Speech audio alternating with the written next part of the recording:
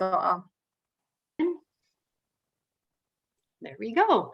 Excellent. Well, thank you, Annie. And my name is Samara Hamzé. I'm also one of the energy educators at Wisconsin's K-12 Energy Education Program. And with us as well is Gina Smith, who is our curriculum and resources staff at the Wisconsin Center for Environmental Education. So the resources we're going to be looking at, she has helped design them and refine them so she can answer questions.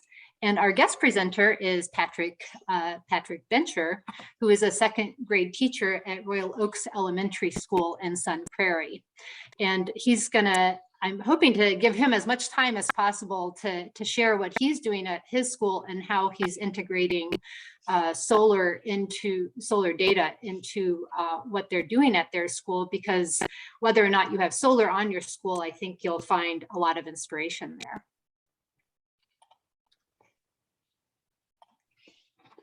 I'll take and turn over to Annie for a moment, and then I'll jump back in.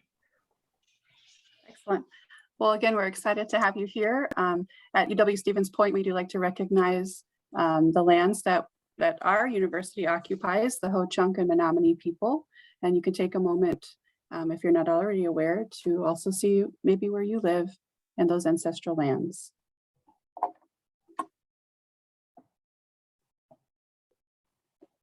Really quickly to move on and introduce ourselves and who Gina, Samara, and I are part of the College of Natural Resources. It's UW-Stevens Point, part of the Center for Environmental Education, which has been around for since 1990, and also includes our LEAF program. So you might have worked with our colleagues there in the forestry education program. And keep in particular, as one of the programs of the center is energy education. And we are actually funded and sponsored and are here because of your local electric utility, these 6 major utility companies in the state. So thank them maybe on your next bill, or if you know any folks who work for those companies, but they make it possible for us to provide professional development for teachers across the state in energy and sustainability topics.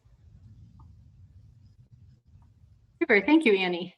So we've got kind of 5 major points we're going to try to touch on in the little bit of time that we have here together. First, I'm going to give you an overview of the solar dashboard exploration lesson that was shared with you in the registration and will be shared with you again in a follow-up email. And then we're going to transition and see how Royal Oaks Elementary integrates solar dashboard data at their school. And if there's time, we'll go in and look together at live solar dashboard, but that might just happen kind of naturally as we're looking at what Patrick has. So we won't have to necessarily take this sequentially. And hopefully we'll have plenty of time for discussion and to get suggestions from all of you. Because really our purpose for this training is to build capacity and for you all, but also to give you the opportunity to network, to be inspired by the other teachers who are here, and to have lots of opportunity to ask questions. And when we finish up, we'll give you some suggestions of some next steps and ask you to please complete an evaluation. Great, so Annie will share in the chat. We're gonna just step over and take a look at the lesson, Solar Dashboard Exploration. And I'm wondering, Annie, is Stephanie Eit in, is she in the audience yet? She is not yet. Okay, well, joining us might be our former graduate student from Keep, Stephanie, so you might see her pop up in the chat later on. But a lot of what we're going to be looking at here is based on what she was working on as a master's student. She has since transitioned to a professional job at the extension in South Carolina, so very happy for her success there. So we'll be taking a look here. I just want to kind of give you a tour. This is designed to be a packaged lesson that you as a teacher, and I'm going to stay in the edit mode here because this is probably how you would use it unless you were using this tool with your students. But you can make a copy for yourself and then you're invited to edit the copy as you need to using any part of the presentation that is there. Some features to notice in this lesson. If you see the icon at the bottom there, that indicates a slide that you would want to remove before you would share the lesson with your students, because it has notes for you. But also linked in here is a student worksheet that you can edit as you need to, or use as it is. It's already paired to the slides that are in this lesson. And this particular lesson is really geared for 5th through 12th grade. So one of the bits of feedback that we're listening from you all is how we might make some changes and adapt so that you can adopt it in your classrooms. And Gina Smith has already started doing some of that, but we know that what we can offer will be richer for your feedback as well. In all of our Google slides that we have prepared, we tried to include some of the standards that would be supported by the lesson as well. Then I'm going to draw your attention down to slide 8 if you're following along on your own slides, or right here on the screen. Asking the questions and really bringing the students' attention, like the dashboards are all around us. We see data everywhere. So this is looking at solar data is not really different from other types of data. So kind of getting comfortable with that, and then diving in and like, what is a solar dashboard? There's a slide on that. Solar is on lots and lots of schools in Wisconsin, 226 to be exact, but of those 226, KEEP maintains a map. This is a live map that I'm going to actually go ahead and click on the link here to hide my floating panels. All right. So this is a map that you can use. You can send your students to use to if you want them exploring different dashboards. But each of these points is a school with a solar dashboard. And if you click on more info, it will actually take you then to that school's dashboard. And we'll be looking at one that is quite similar to this when we come back to looking at dashboards. I lost my train of thought there because this is not where I want to be. There we go. I'm getting myself back. And oh, right. I wanted to look at this in look at the slides in grid view, just so that we can look at the titles on each of the slides. You can see that we follow it's designed around the 5 E's. If I go up here, so engage, explore, explain, elaborate, evaluate.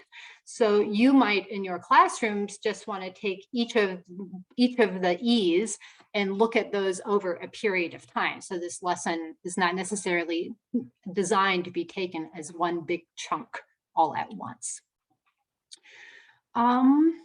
And so that's just I guess the broad overview that we have here of the lesson. We can go into exploring the actual dashboard that's used in this lesson in a little while.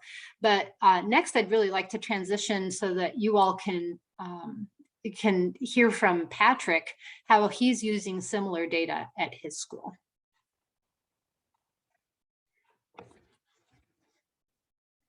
And while Patrick's getting ready to share his screen, please feel free to either raise your hand or put questions in the chat if you have anything that's popped up or something about. Great, that was wonderful. Thanks for having me. I just thought I'd start out by inviting you guys into our school. I'm going to do just like a 360 view here because kind of a rare place. We are a public school here in Sun Prairie, Wisconsin, but it's an open concept. So I thought I'd just do a little, take a look at our building. This is our library that I'm at in the middle, but there are no walls here in this school. It is all just classrooms around the edges of this outer square that is the library. So I don't know if you could tell behind me, but about 500 kids here are in one open space. So it's rare that it's this quiet around here, but yeah, so the whole perimeter is just so there's some partitions, but then we all face out to one another. So one reason I thought that it would be great to have a place where kids could access solar dashboards is because we do so much transitioning in the same open space here in this building. So we're one of the few like original open concept buildings in the state. And so where I decided to come to you guys from today was at our STEM center, if you see the sign behind me, and it's right in the middle of this big open library space. And if you look behind me there, I have one dashboard open. I'll share on my screen in just a few minutes. I just thought I'd let you guys know more about this physical space here. But the difference between what Samara was sharing and what I could probably bring to the conversation is that this was more designed to be kind of like a kiosk, kid passerbyers, what's going to grab their attention. Not only did I realize that it'd be great to have the solar dashboard information up, but I thought there's got to be more for the younger kids. There's got to be some physical hands-on opportunities, some movement opportunities. So I'll share with you guys some of those things that kind of the STEM Center shares beyond just the solar dashboard. And that way, I think what it does is kind of captivates their interest when they stop by. And then the opportunities to create lessons and do more work with the dashboards are also there. So just to show you guys a little bit more about this space, I suppose. I have a dashboard open behind me, but just behind that in the STEM Center is a magnetic board where sometimes we feature projects. Like right now is kind of garden harvest season. So there's a bunch of pictures of vegetables and labels that are movable there. Another thing that we've incorporated is our battery recycling center. Each time that gets filled, I weigh it. And then we're kind of, we can set goals around collecting data on how many times we've recycled a full container of batteries and what they weighed each time and when we could reach a certain goal, perhaps. Another thing that we have two of here now, I only have one out in our STEM Center, is an energy, a wind turbine on the back tire of a bicycle that when the kids come and ride this, they are directly making electricity and the watts go right into our building's grid. So they could come here and it has a reader attached to it. Really helpful for kids who have that extra energy or want to collect data on the bike riding they've done and compare it to the solar dashboard, possibly. A couple other things. Oh, I missed kind of like the battery recycling. Their Crayola to any school, anywhere, or any place really offers free recycling of markers of any kind, not just Crayolas. So there's a marker recycling center here to kind of stick with the sustainability theme. Our tower garden for indoor vegetable growth. And then here, just one more last thing to show you is just a big box of shelves on wheels that has a bunch of STEM related games inside of it. A big kind of tabletop to work on. It moves around. And then again, I'm back to my magnet stuff again, like marble runs and gears and things like that, that can all be shifted around and moved with the kids' hands. That's magnetic. So thought I'd just show you guys that first, just to kind of explain the draw of coming to the area.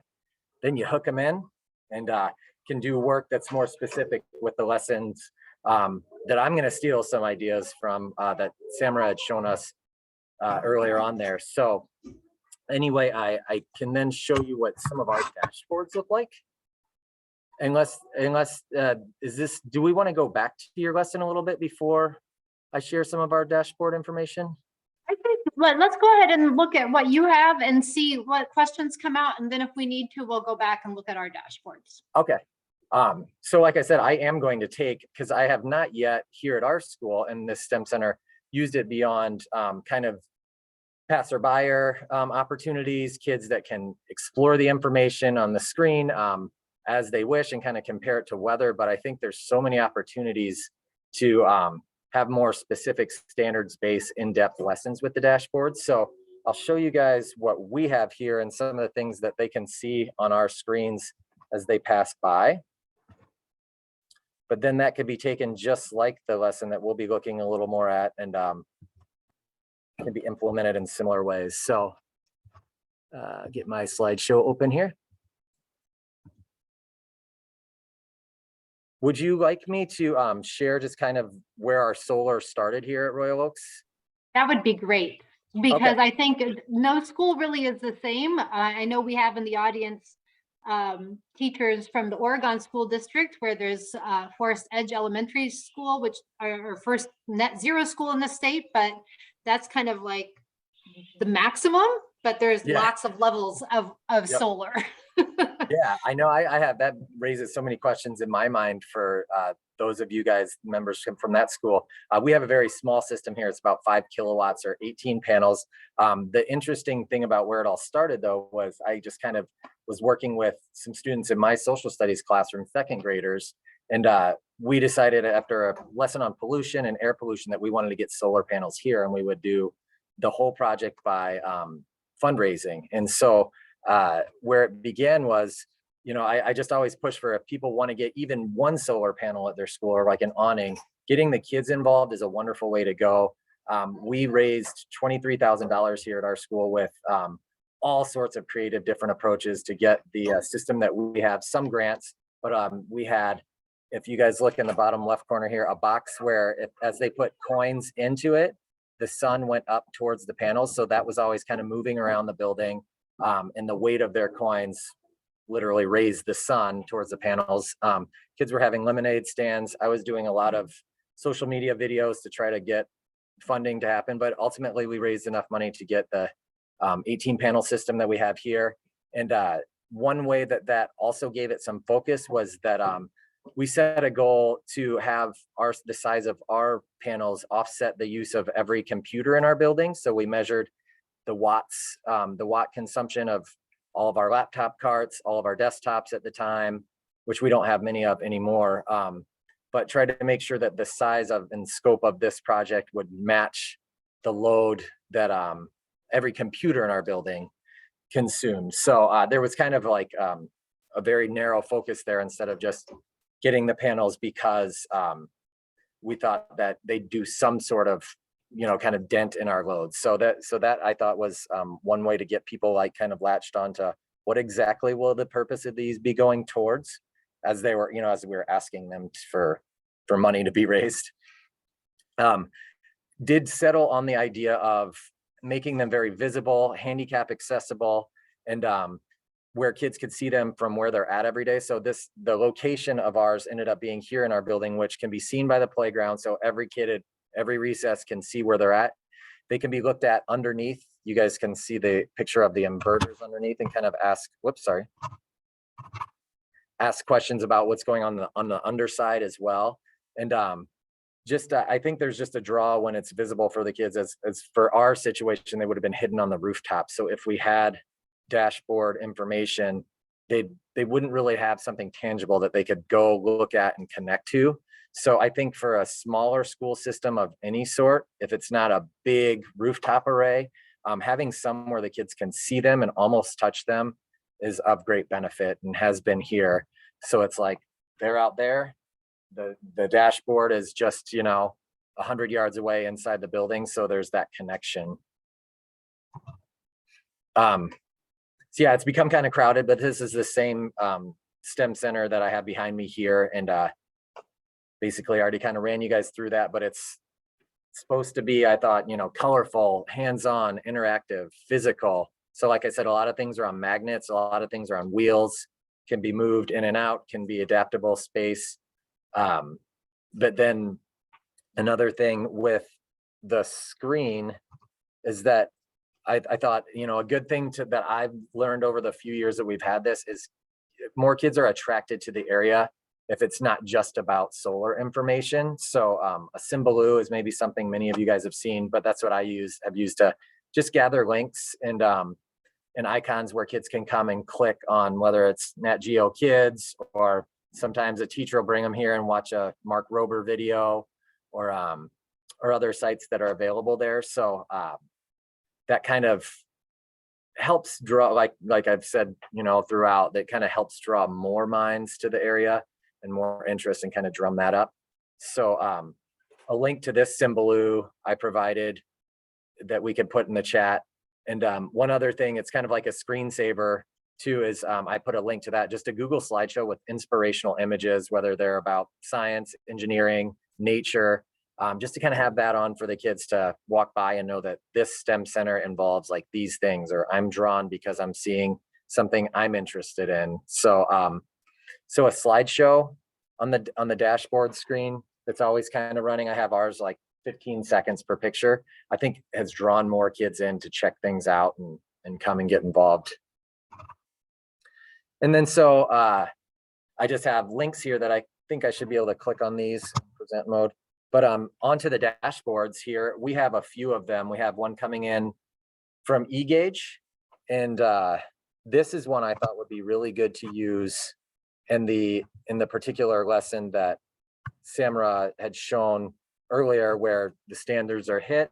There's all sorts of different data and graphs that could be accessed, and you could change it from dates to months to comparisons that give the kids kind of an idea of what this amount coming in compares to for the things that they use, and the measures in watts. So just to think I could do things to change the view on this one. You could change it to I like the 3-day view, because they could kind of get a sense of, oh yeah, I remember what the weather was like over the past 3 days. I wonder why a few days ago the arc of the data looks like that, yet Patrick, could you scroll down your screen a bit, because we're just seeing yep, there we go. Thank you. There we go. This is and it just so happens the past 3 days have been a really good example of why a 3-day view I think has been good to have on display. You've got like the perfectly sunny day without hardly any clouds, where we had high peaks but not many changes. And then yesterday was we had even higher peaks, but we had a lot of big clouds passing by. And just explaining this to the students and like having them think about why and the weather, especially younger students, like a first, second, or third grader, can really understand the general changes here. And then you have a day like today where it's much lower, and it was really overcast, but there was some brighter spots. And so that's a good view, I feel like. And then this can be changed to from everything from 10 minutes of change, which would look like the past 10 minutes, to all time changes, which there's just so many things you can point to the kids and talk about weather and why, or months in the year and why certain peaks are hit and certain valleys are hit. If you're just trying to gloss over like the general understanding of what a bar graph is or what a line graph is to students in, say, first or second grade, where one of their math standards is understanding graphs, you could really keep the questions light, or you could take them pretty deep. I'll leave this dashboard because we do have another, and I don't want to take too much time talking about one particular dashboard. I just want to interject for a moment here, Patrick. So this dashboard, if you had a chance to look at the dashboard that was shared in the confirmation email, looks quite different, and you'll find that the layout of dashboards for different companies really varies by company. So the kind of information you're going to find on there is the layout's going to be different. The general information will be the same. So that even in itself is sort of an IT approach for older students to think about, like, how do we relay information to people? So something to kind of be thinking. You can look at dashboards from different schools that are using different companies that should on the same day have more or less the same weather across Wisconsin, and see, how do you glean and use that information? And another thing too is there's just a ton of extra data on here. And so getting that skill of sifting to the information you need, that there will always be extraneous information, but what is the question you're asking? Because you don't need every piece of data that is on there. And if you have questions, please put them in the chat and I will pass them along to Patrick. All right, back to you, Patrick. Sure.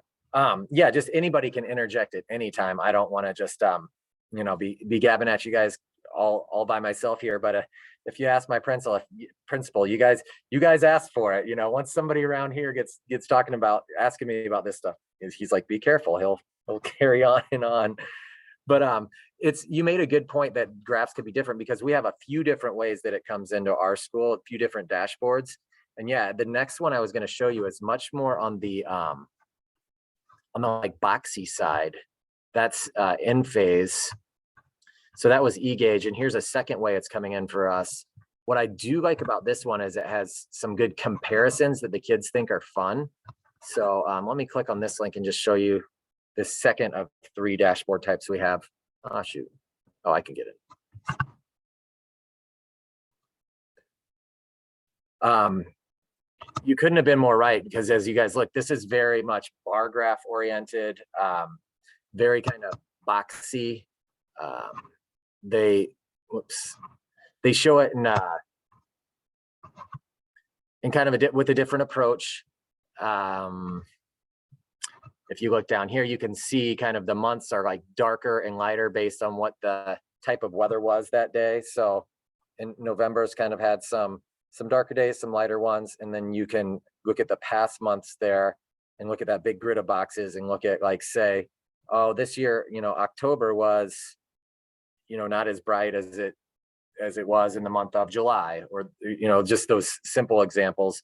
But what I wanted to talk about, what I like about this particular company that we also go through, is this lifetime values is kind of fun, just for kids, that you can say, like, since we've had these, it's been enough to, let me just refresh here. It's been enough to power the Eiffel Tower for 11 nights, or it's the equivalent of 8 million AAA batteries, running a light bulb for 228 years. I think those big numbers get the kids excited too. So, one thing I wanted to make sure I mentioned is the comparisons to things we use, or everyday watt usage of, things that take place in our own house, or even bigger than, because I think a couple of them, like equivalent of energy. You could generate some questions around where do they even get this amount of energy for laps driven at like a NASCAR race. Or this one I feel like would appeal to teenagers. You could have charged your cell phone for 805 years in the time that we've had these. And so I just wanted to mention there, like you said, that the graphs look very different. And some of them offer different information that you can just have fun with, or maybe like you might have a kid say, I don't like the way this one's presented, or I understand this one better because it's just visibly different, aesthetically different. So that is another one we have. And then I had a volunteer, a parent at our school, actually create this last kind of dashboard approach I want to show you guys. This was kind of customized for our system. Let me get back to the next one. This is on kind of like a running slideshow that about every 10 seconds it changes. But this I could just keep on, and it gives the information in real time, but it's about a 1 minute long slideshow that's always getting information pumped to it from those other two dashboards I just showed you. And we try to make it as kid friendly as possible. And so while I'm kind of talking this, I'll just keep it running. So it changes, and it's just like a slideshow running. It shows the day's weather. It shows yesterday's weather. Then make a guess. If yesterday we generated a certain number of kilowatts, how much might we generate today? Here's the weather right now, cloudy and 52, and currently we're generating none. Oh, it's like, whoa, that's pretty bad, but I forgot daylight savings. It's practically dark out right now. Last 24 hours, a graph from there. Some savings information about, if you want to talk about the financial benefits, is shown there. The all-time savings we've had so far with our system is about $3,600. And this might be one of the last ones. And then it just starts over. But you could almost watch that again if you were a kid, like, wait, what did I see there? Or what kind of ideas did it generate with me? So that's our glass dashboard model that we have here. And so, like I said, my approach has been more like this, like, how can I get kids to stop by? How can I get them to do other things or check this out and get interested in various topics that are STEM related while they're here? So I'm just always trying to create more eye candy and more hands-on for them, and then see where that takes us.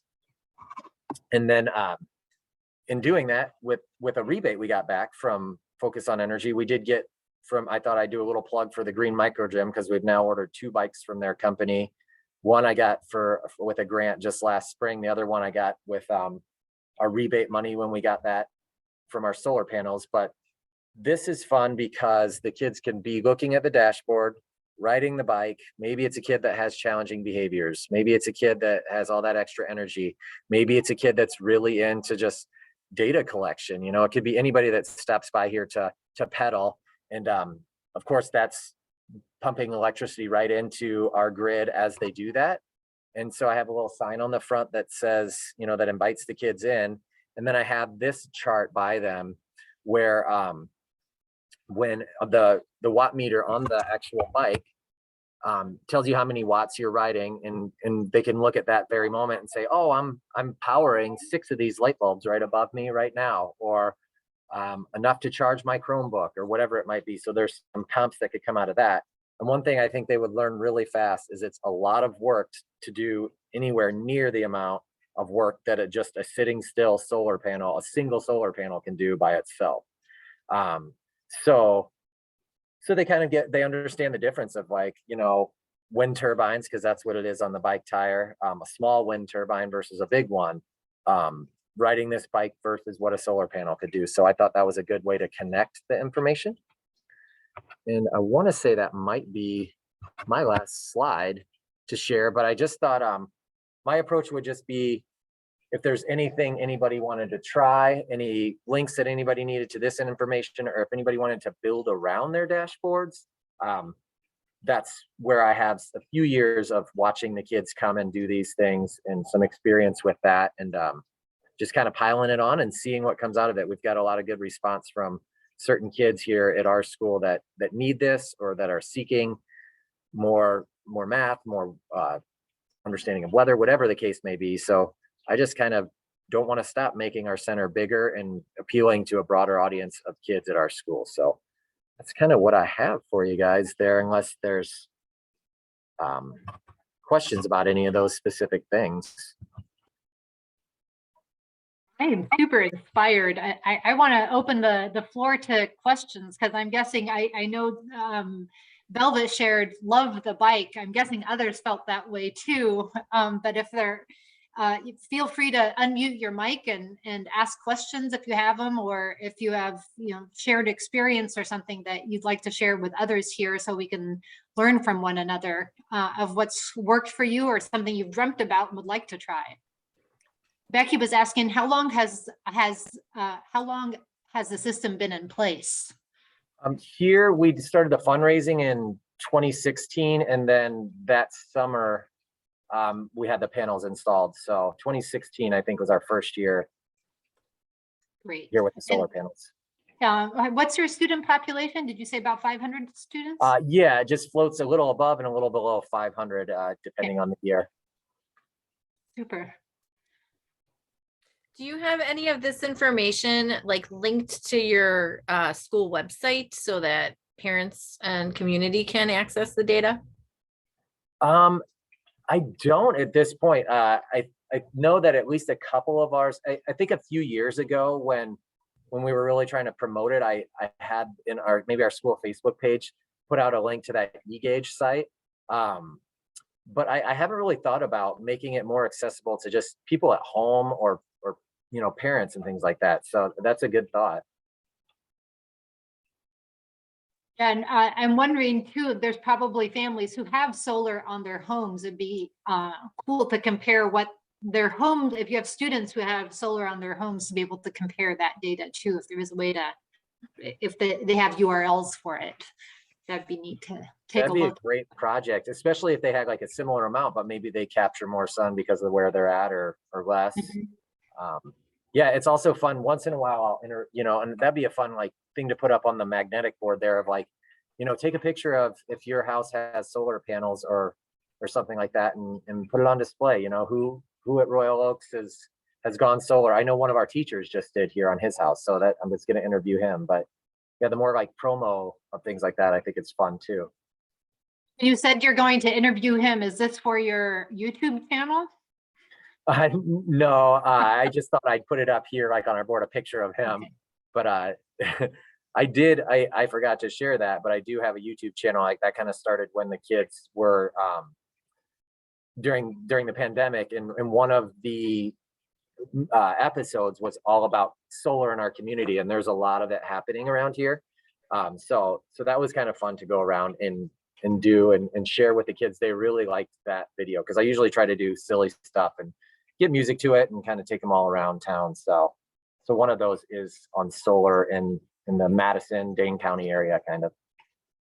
And I'm gonna just drop in the chat here, the Public Service Commission Office of Energy Innovation actually has a grant program, grant opportunity open for schools and other entities right now. I think actually just this afternoon, they had an informational webinar about it. The deadline is like January 20th or 22nd. But if your school district is thinking about solar, so this would come from the district level, not from an individual school, or even a consortium of schools like within a CISA could apply for this. But we have information on other schools that have successfully requested funds for this. And so that is an opportunity that is there. They also provide funding for energy planning grants. So if you're not at the point of being ready for solar, if your school system just needs to do energy planning, the funds can be used for that. And I will put information on there in the chat as well for Solar on Schools, which is another grant program that is far less cumbersome than what EIGP has as well. I'll put that in the chat momentarily here. Are there other questions, ideas, inspirations that have popped to mind that we can ask Patrick? You can unmute or pop it in the chat. I was just wondering if you have any like hands-on projects that you do with any of the students that have to do with some of the data you get in, or just with, you know, maybe replicating how a solar system works? I know that there is, I haven't done this with them, but I know there's a 4th grade class here that they make solar ovens in the springtime and they make pizza at school. I don't know if that's goes with our curriculum or if they do that separately, but maybe some other people have tried that. It seems to work. I mean, it goes as far as warming them up and melting the cheese. But I think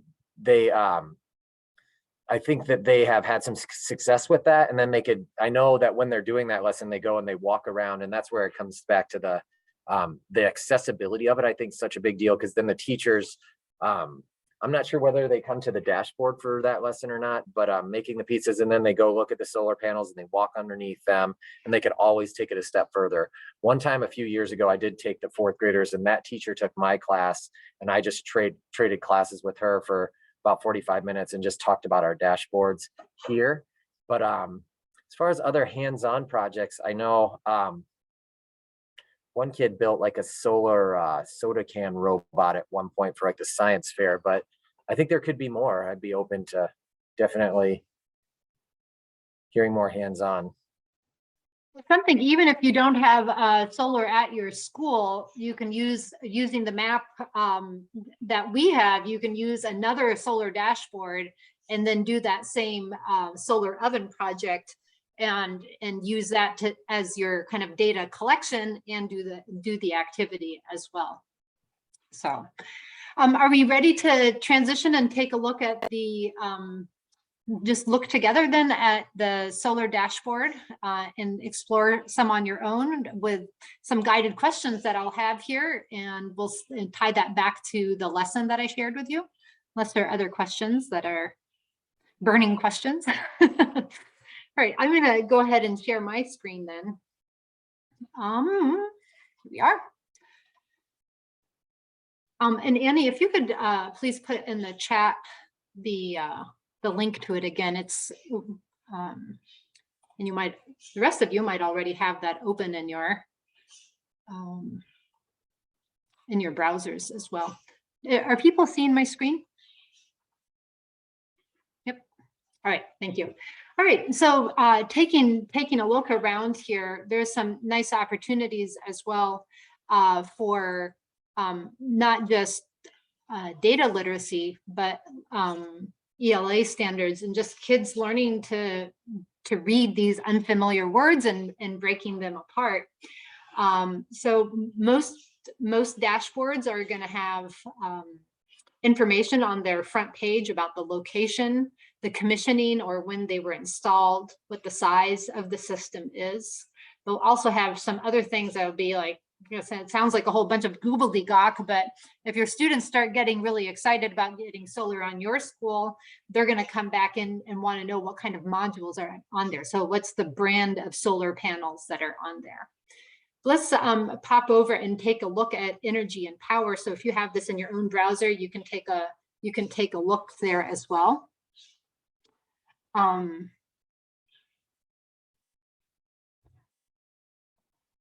Oh, I see. Thank you, Annie. Is that what you meant, Annie? I think. Can I zoom in? All right. Is that better for everyone? So we're taking a look here, and as Patrick was mentioning earlier, that we can take a look at data over different time periods. So that is an opportunity as well for students just navigating around and seeing what is available there.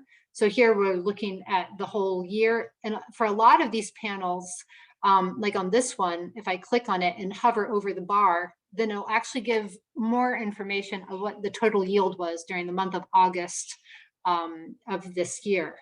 And something to pay attention to are the y-axis, because that's going to be depending on the system that you're looking at. Sometimes it's going to be in kilowatt hours, sometimes it's going to be in megawatt hours. And so students might have the opportunity to learn about those units and to have those conversions there as well. Other things to be able to look at on most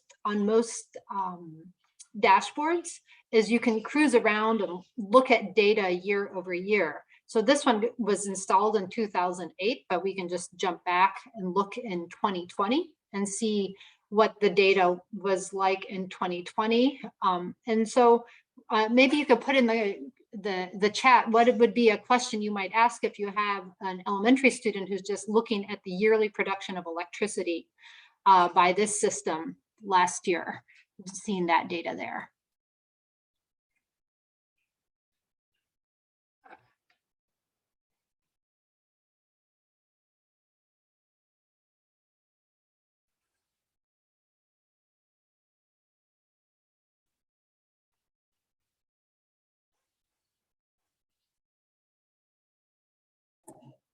Thank you, Gina, for getting us started. She said, do the graphs from each year look similar?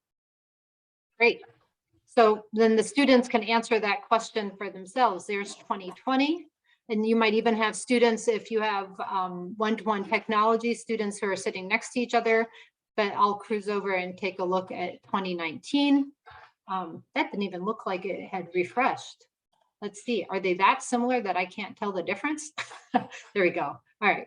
So there's 2018, which is actually looking quite different. It looks like there was a lot more sun in those first, in the earlier months of the year than there were in 2020. So that could be one question.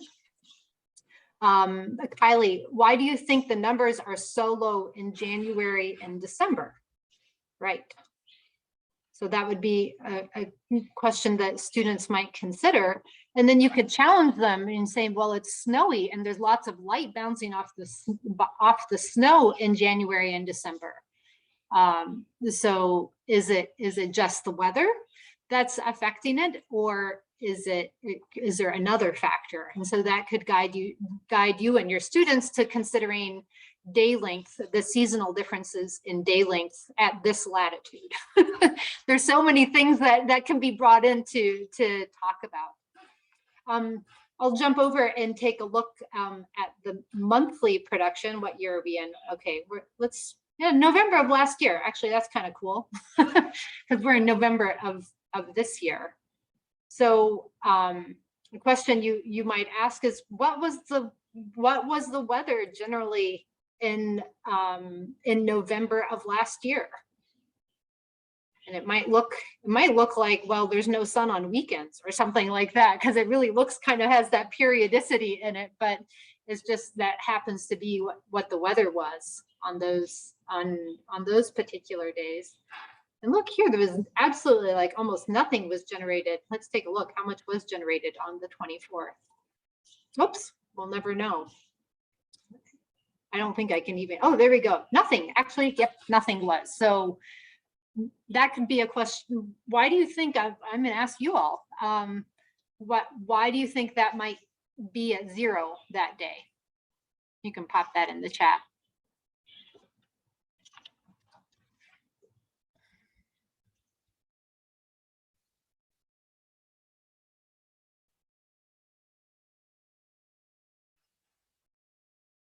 Snow cover. Yep. It could be totally covered in snow.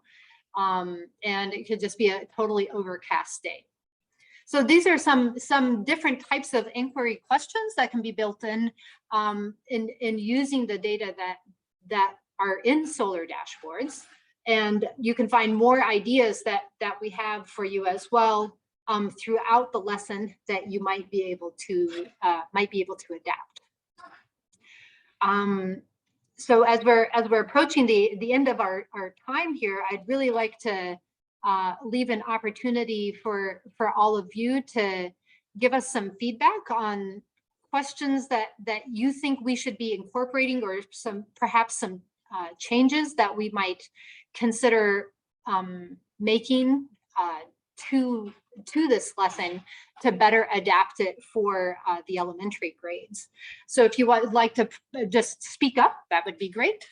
If you're more comfortable using the chat, that would be great too. And I'm going to go ahead and stop sharing my screen so that I can feel a bit more natural here when I can see all of you.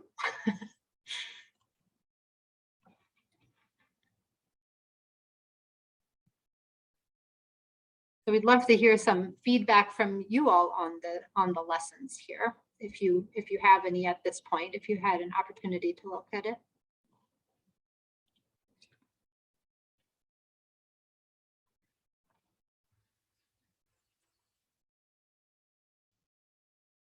And I would like to also pique your interest a little bit. Gina, as I mentioned earlier, has already started working on an elementary, on a lesson for the elementary grades.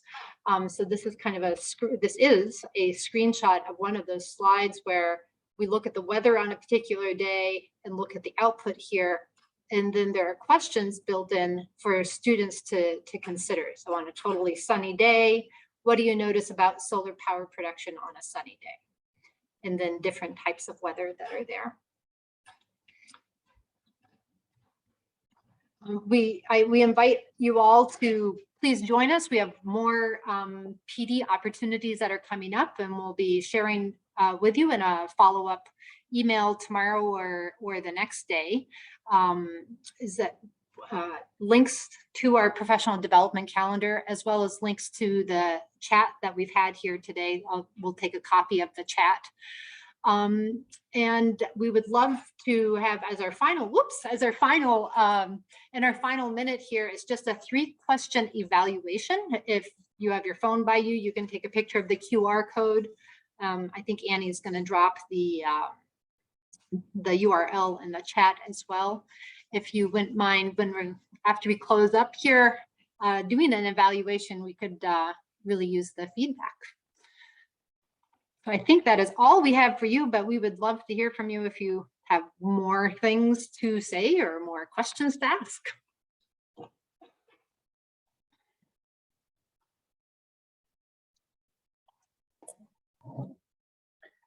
Samara Velvet shared she'd love to give feedback. She's excited to try the lesson, and we'll follow up with us after that. That's fantastic. And love to hear how it goes. We do thank you all. Something that you should be aware of too, when we have the lessons and you use the slideshows, there's also a link at the end like this with a QR code or a bit.ly link that you can access to give us feedback too. So you could send us an email, or you could just use that link at the end of any of the lesson slideshows, and we'll get that information from you and take a look at it right away.